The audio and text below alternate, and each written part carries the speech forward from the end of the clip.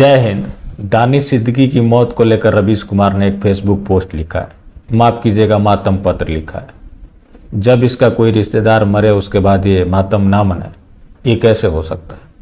आज रवीश पूरी तरह से विधवा हो चुका है।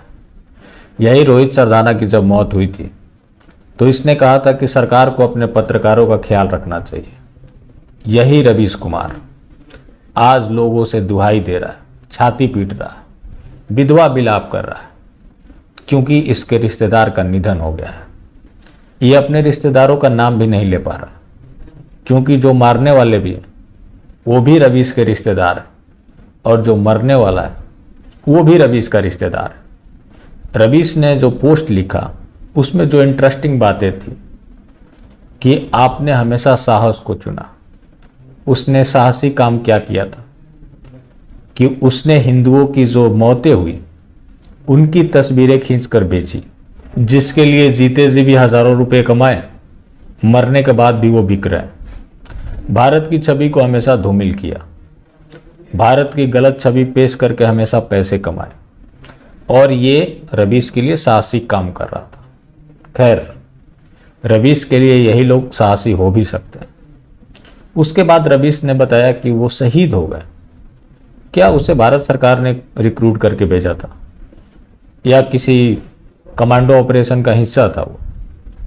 उसको तो सरकार ने रिक्रूट किया नहीं था। वो एक प्राइवेट कंपनी में काम कर रहा था, उसके थ्रू वो गया हुआ था।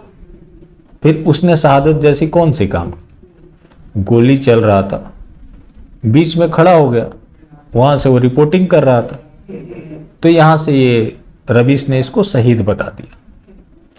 इसके बाद रवीश ने अगली लाइन जो लिखी, मैं उस गोली को हजारों लानत भेजता हूं जिसने इस बहादुर की जान ली। उस गोली को चलाया भी किसी ने होगा, लेकिन उनका नाम रवीश नहीं लेगा, क्योंकि वहां भी रिश्तेदारी का मामला है। उनके लिए लानत नहीं भेजेगा, लानत गोली को भेजेगा। ऊपर से एक बात इसने कही है कि भारतीय पत्रकार घर में बैठ के पत्रकारिता कर रहे हैं। उन्हें ये पता नहीं है कि भारत का दानिश सिद्दीकी, जो कि दोनों तरफ से गोली चल रही है, वहां पे वो फोटो क्लिक कर रहा है। मतलब रवीश ने ये सारा जो पोस्ट लिखा है, शायद ये तालिबान गया होगा। रवीश आज इस हालात में पहुंच चुका है कि ये पूरी तरह से दिवालिया हो गया। जिस तरह से विधवा विलाप कर रहा है, इसको दानिश का गम है। दानिश को जिसने मारा उनके लिए एक शब्द का भी इस्तेमाल नहीं कर सकता।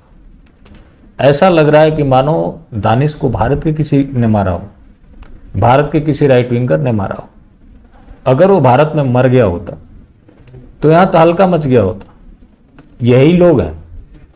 जब रोहित सरदाना जी की मौत हुई तो कोई मजाक उड़ा रहा था, कोई फप्पिया कस रहा था, कोई जश्न मना रहा था, तो कोई कटाक्ष कर रहा था।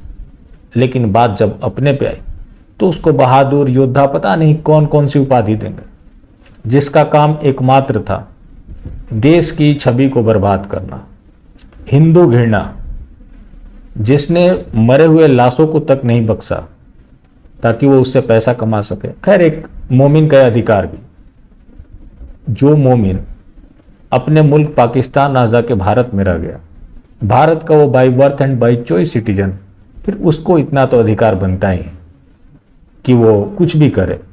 आखिर हिंदुओं के ऊपर एहसान जो किया है, उसके बाप दादा एक नया मुल्क लेकर भी यहाँ रह गए, तो ये हिंदुओं के ऊपर एहसान जिसकी कीमत वो वसूल भी रहे और हिंदू चुका भी रहा। रही बात दानिश सिद्दीकी के मरने की, तो किसी की मौत पे जश्न मनाने का संस्कार हमारा नहीं है, तो हम उसके लिए दुखी भी नहीं है। बाकी फिर मिलते हैं। जय हिंद।